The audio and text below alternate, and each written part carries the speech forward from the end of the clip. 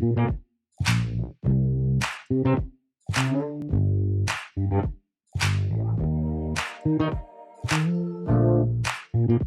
brow queens, before we can get started we need a basic tray setup with gloves and something to wipe with. Cotton and distilled water works great. I love baby wipes. Microtips are essential, I will show you why.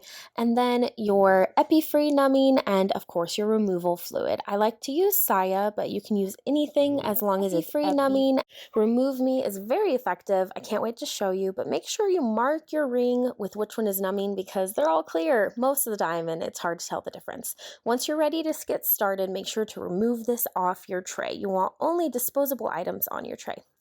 Now the first step, you're actually going to be using warm distilled water and then a tissue. You can use Kleenex tissues or paper towels, but do make sure the water is warm because the first step is we are going to be opening the pores.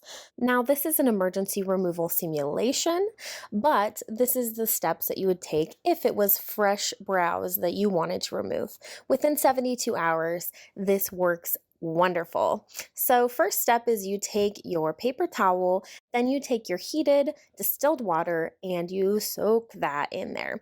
The reason we're doing this is because the heat and warmth will open the pores on the brows. So you're going to go ahead and squeeze out the excess water. Make sure it feels nice and warm in your hand, but not too hot. And then again, make sure that it's a good surface area to cover the brow area.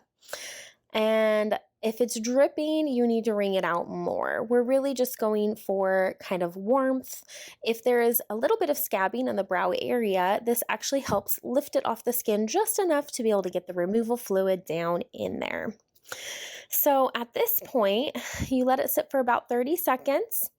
And if you fold and flip, then when it starts to get cool, then the other side will actually kind of reinvigorate that warmth and continue to open those pores.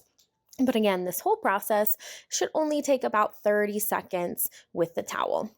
So we remove this. Sometimes the skin will be slightly pink.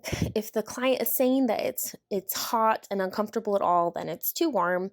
Definitely doesn't need to hurt the client, just warm. Now we take our removal fluid, and I usually do an entire ink ring full just to make sure that I have a good amount. I find it's a good amount for one brow, and apply it on the brow. This is where the microtip comes into play. You want to work it in just a little bit. We're not trying to create bleeding or irritate the skin, but you are trying to help kind of work it in there.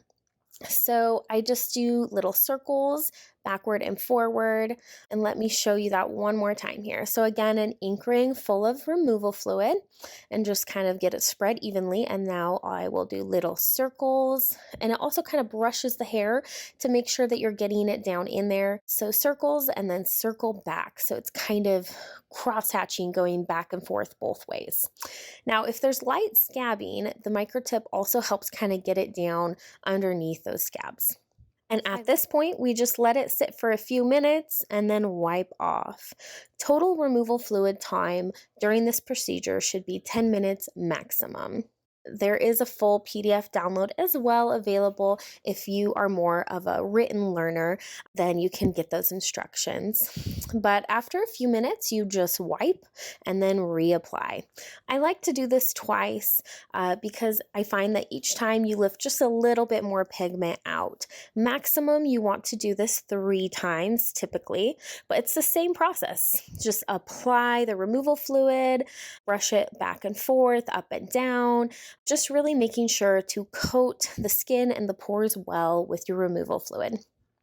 RemoveME is just a soft saline solution that is really powerful and effective, but also pH balanced, and it's not going to create any scarring or anything like that like acid removers can. So at this point, we're just again working it into the skin and trying to get it to sink down into those pores and pull out that pigment. It will actually continue to remove pigment as it heals. Lastly, you just want to give your client a good cleansing wipe, and that's it. That's all there is to emergency removal. It's pretty simple. As long as the skin is open, we can get in there and pull out that pigment before it heals. It is an awesome, awesome service to have on hand. Thanks for watching. Can't wait to teach you more.